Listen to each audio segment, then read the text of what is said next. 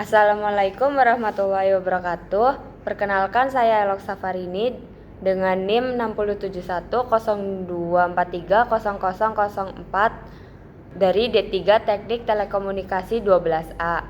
Pada kesempatan ini, saya akan merepresentasikan praktik pembuatan dan integrasi Amazon RDS dengan web application.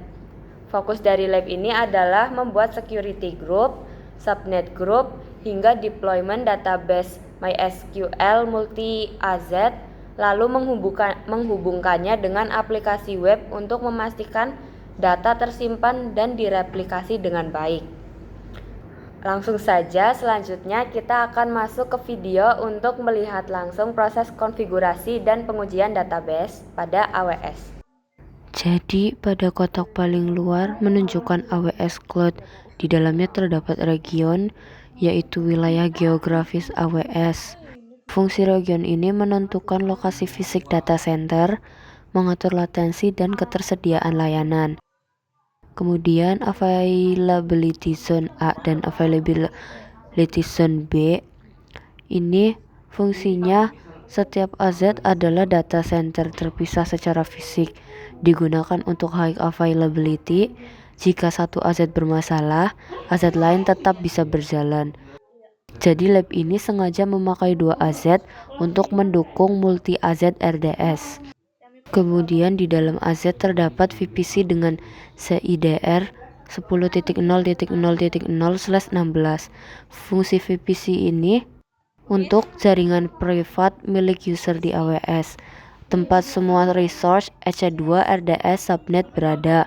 Kemudian mengontrol alur komunikasi internal. Semua subnet pada gambar berada di dalam VPC ini. Kemudian di tengah gambar terdapat internet gateway yang terhubung ke internet. Fungsi internet gateway ini menghubungkan VPC ke internet yang memungkinkan resource di public subnet. Jadi bisa diakses dari luar, kemudian bisa mengakses internet. Tanpa internet gateway, resource tidak bisa berkomunikasi dengan internet. Security group ditandai dengan kotak merah pada web server dan database. Fungsi security group ini diantaranya firewall virtual. Firewall virtual ini mengatur port yang boleh diakses dan sumber trafik. Jadi pada arsitektur ini, web security group mengizinkan akses HTTP dari internet. Kemudian DB security group mengizinkan akses MySQL dan hanya dari web security group. Jadi database tidak bisa diakses langsung dari internet. Kemudian langkah selanjutnya adalah klik Start Lab. Kemudian tunggu hingga icon AWS warna hijau. Jika sudah warna hijau, klik link AWS di pojok kiri atas. Kemudian otomatis akan diarahkan ke tab browser baru dan akan terbuka menuju AWS Management Console. Kemudian selanjutnya pada AWS Console, cari dan buka VPC.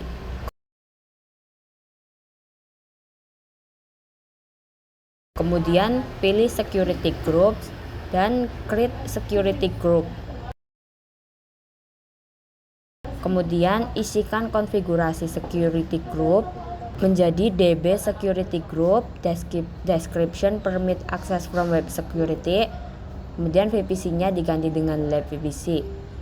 Selanjutnya pada inbound roles, klik add the role, ubah type-nya menjadi MySQL atau Aurora dan source-nya pilih menjadi web security group. Jadi di sini artinya database hanya bisa diakses oleh EC2 yang memakai web security group. Kemudian selanjutnya klik create security group. Kemudian langkah selanjutnya adalah menentukan subnet mana yang boleh digunakan oleh RDS. Langkah-langkahnya yaitu buka layanan RDS. Kemudian pilih subnet group dan create DB subnet group. Kemudian isikan nama, description, dan VPC sesuai yang ada pada panduan workspace. Lalu selanjutnya add bagian subnet. pilih availability zone-nya menjadi US East 1A dan US East 1B. Jika sudah, klik create. Kemudian selanjutnya adalah membuat Amazon RDS MySQL. Membuat database MySQL dengan multi-aset ini agar lebih andal dan tersedia. Kemudian masuk ke database di bagian kiri atas. Kemudian create database. Pada engine options, pilih MySQL dan pada template pilih dev/test. Kemudian pada availability dan durability, pilih multi-AZ DB instances. Pada settings ini diisi sesuai yang ada di panduan, di mana DB identifier ini diisi dengan lab DB, username-nya main, kemudian password-nya lab strip password. Selanjutnya, pada DB instances class, pilih burst table classes dan DB-T3 micro. Kemudian, allocated storage-nya diganti menjadi 20 GB. Selanjutnya, pada connectivity, bagian default VPC diubah menjadi lab VPC.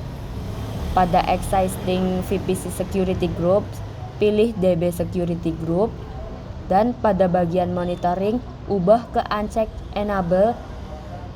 Selanjutnya, pada bagian backup, uncheck enable. Kemudian pada bagian encryption, uncheck enable juga.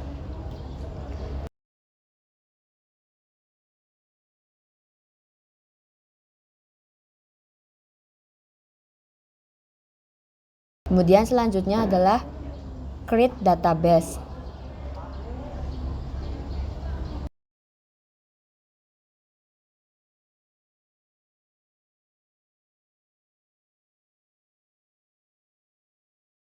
Jika statusnya sudah creating, selanjutnya klik lab.db. Kemudian refresh sebelah modify, lalu tunggu sampai successfully. Setelah successfully, selanjutnya masuk ke bagian workbench. Selanjutnya klik AWS details, lalu salin bagian IP web server. Kemudian masuk ke tab baru dan paste IP web server tersebut. Selanjutnya masuk ke RDS. Kemudian bagian endpoint disalin. Kemudian selanjutnya database, username dan password ini diisi sesuai dengan yang sudah dibuat sebelumnya. Kemudian jika sudah, klik submit. Setelah proses selesai, akan muncul address box. Setelah proses selesai, akan mulai muncul address box. Setelah selesai, data disimpan di Amazon RDS. Kemudian data otomatis direplikasi ke AZ kedua. Kemudian di sini kita bisa menambahkan data, edit data, atau menghapus data. Setelah mengedit, menghapus, atau menambah data, selanjutnya klik submit, kemudian yes, tunggu hingga hasil nilai muncul di tab grades, kemudian lihat detail di submission report jika ada nilai yang kurang. Kemudian jika nilai sudah maksimal, selanjutnya end lab, kemudian yes. Kemudian tutup panel konfirmasi.